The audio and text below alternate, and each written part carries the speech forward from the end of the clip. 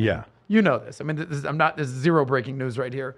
But I remember every guy has to have that epiphany.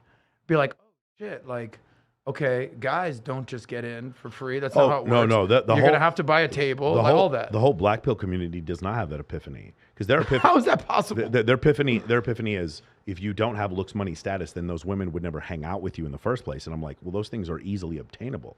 You can't make yourself hot. You can't make yourself taller or blue-eyed. But there's so many things. The proof, again, let's stick to the science.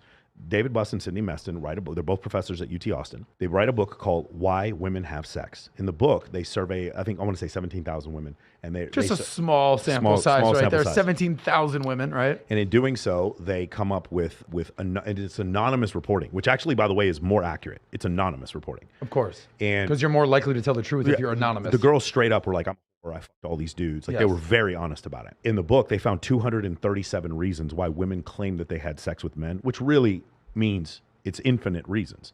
For men, it's like 4. They were joking. If we wrote a book called Why... He's fat ass. She's pretty pretty. You know, and I was drunk. That was it. There it is. Yeah. Dr. Buss said if we wrote a book called Why Men Have Sex, it would be a pamphlet. Right. We wrote a book called Why Women Have Sex. It's a 600-page book. Anyway, great book. I highly recommend people read it. So what were the common reasons of the 237?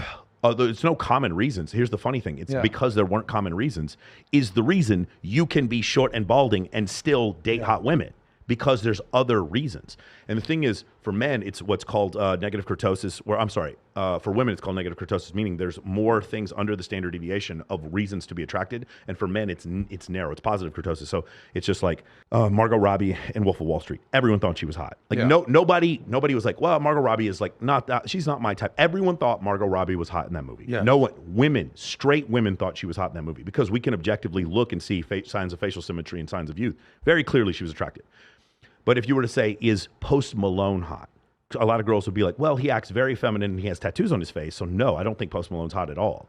But then you'd ask, okay, what about Chris Hemsworth? And a lot of girls are like, oh my God, he's so hot. And then you talk to some other girls like, yeah, I don't like white guys. Or I don't like, he's too big. Too big? Like there's these weird things that happen where you and I would see a guy who's like a male stripper, like 6'3", good looking Australian guy with an accent. And you go, oh my God, this guy slays. But then you're going to see women that are like, yeah, I'm not into dudes who are let that into their looks. Whereas we as men don't have that whole thing. So because there are so many different reasons, there's such a divergence of reasons why women are attracted, that means black pill isn't real. That means the whole concept behind it isn't real.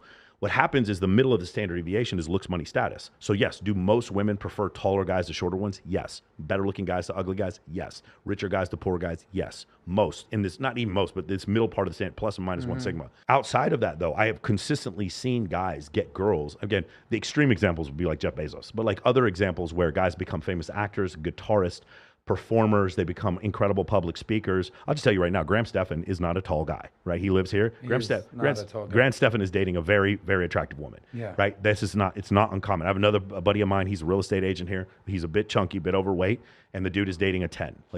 And why is it? And you'd say, is it because of money? He's like, no, I don't even take care of her. The reason why is because this man shows ambition and competency, which makes him attractive to women. That whole thing is so antithetical to black pill. I know nothing about black pill other than that. I mean, I know about it other than the fact that they're just like, woe is me. Women, I hate women because I don't get any pussy. You know, I should feel entitled to whatever I want, but it's unfair. I guess it's the essence of victim mentality. Yes. But the beautiful thing as a man, Tate talks about this when we did our interview, is like, you're born as a clean slate. Yes. And you can make whatever you want out of your life happen. That's the beauty of being a man. Who cares if you're short, if you're fat, if you're bald, whatever. It's like you can make money. You can go to the gym. You can learn. You can read. You can consume content.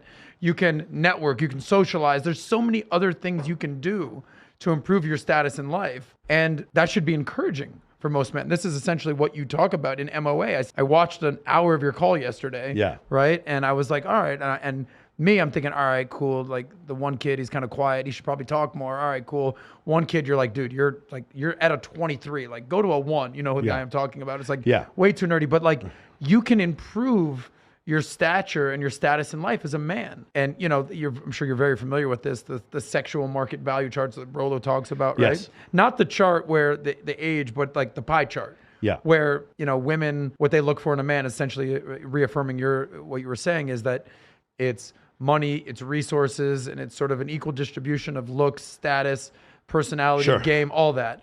Whereas what men look for in a woman, it's 80% beauty, 80%. And then there's 10% that is, and body count. So like that's one Yes. thing. So the 37 culture study that David Buss did, the first time he did it in '89, where they went through all these 37 cultures and they have nothing to do with each other. They like some of them had no radio, television, film, magazines, nothing, no connection to like. So you'd have one people that lived in the Amazon and another group of people lived in Papua New Guinea. completely had nothing to do with each other. void of any sort of Communication whatsoever. Got it. Proving this wasn't cultural. All of them said men were more interested in casual sex than women. Obviously, that for a man, we're not confused by this. All of them said that men in every one of these cultures, men were more interested in a woman's body count than women being interested in a man's body count. In all of these, and there were a few cultures, like for instance, like Norway, they didn't care at all about a woman's virginity. In China, they did care, but men still did care more than women cared. And in several of those cultures, when a man was a virgin in his mid-20s, that was an awkward, weird thing for him. That was actually a low status symbol for a man. That was the Steve Carell version of Correct. some Indian African tribe or whatever. That's exactly right. So the thing is, but what is that unassailable proof of? That these things are genetic. They are not cultural. The most singular, most offensive thing about that book behind me, Evolutionary Psychology, is the concept that there are these things that are genetic and not cultural. Because what does that do? The people on the right don't like the idea of natural selection, and the people on the left don't like the idea of gender roles, which is why this whole thing gets pushed into this narrow place. And you don't see, other than Gad Saad, who's pretty far right wing, most of these guys kind of stay in the middle as far as politics are concerned. Satoshi Kanazawa, who's an evolutionary psychologist, he produced one study showing that African-American women have a harder time on dating apps than white women do. And he was just showing the numbers and was totally canceled. Lost his tenure, was kicked out for saying something that was actually true. It was crazy.